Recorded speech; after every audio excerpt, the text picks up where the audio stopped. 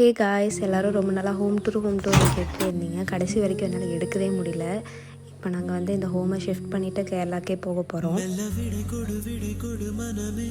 இந்த நினைவுகள் கனமே தாய் மண்ணே செல்கின்றோம் தூரம் தூரம்.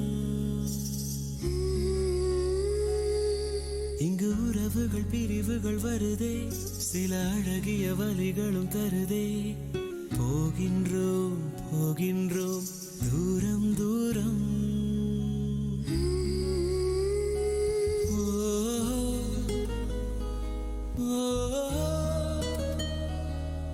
என்னை விட்டு செல்லும் உறவுகளே,